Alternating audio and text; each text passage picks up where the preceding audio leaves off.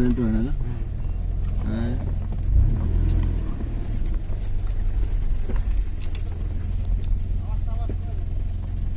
Lewat.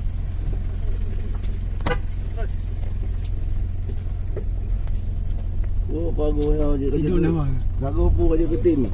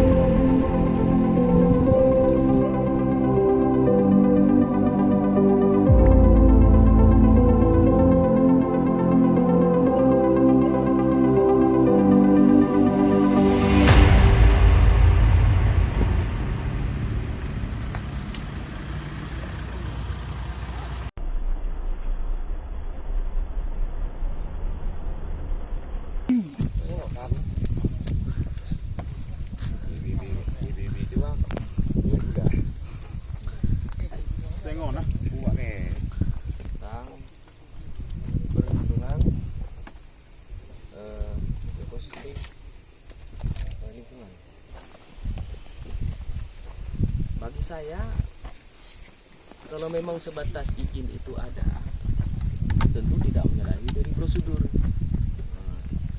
Namun yang kedua, selama ini kan desas-desus dari masyarakat, penebangan di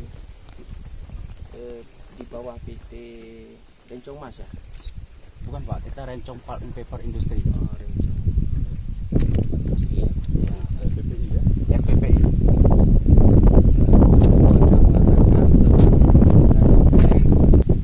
Kemudian saya juga ingin tahu bagaimana proses penanaman ini kembali, sejauh mana, kemudian sebesar apa yang harus ditebang, dan kemudian itu dijadikan sebagai bahan kayu untuk olahan kan. Kemudian yang kedua, ini pohon ini untuk apa? Apakah ini permanen ditebang, untuk permanen ditanamkan, apakah ini sesuai dengan ketentuan undang-undang? Selanjutnya ini merapikan bulldozer ini untuk apa? Apakah ada rencana untuk perkebunan, atau ini adalah yang kita ketahui bahwa hutan produksi, jadi tebang dan tanam kembali, bukan untuk pertanian. Nah, jadi mohon komentar ataupun penjelasan untuk kami bawa ke pusat. Ya betul Pak. Pertama saya memperkenalkan diri Pak, saya Kodes Hermanto Manurung, saya manajer operasional PT Rencong Pulp and Paper Industry untuk sektor Aceh Utara Lok Sumawe yang ada sekarang. Jadi untuk menanggapi apa yang Bapak pertanyakan tadi, kita sudah sesuai prosedur, kita diberi izin 1.300 sesuai dengan apa yang telah diberikan izin kita. Jadi sudah kita buat RKU, rencana kerja umum, selama 10 tahun. Setelah itu kita ada RKT, rencana kerja tahunan pertama.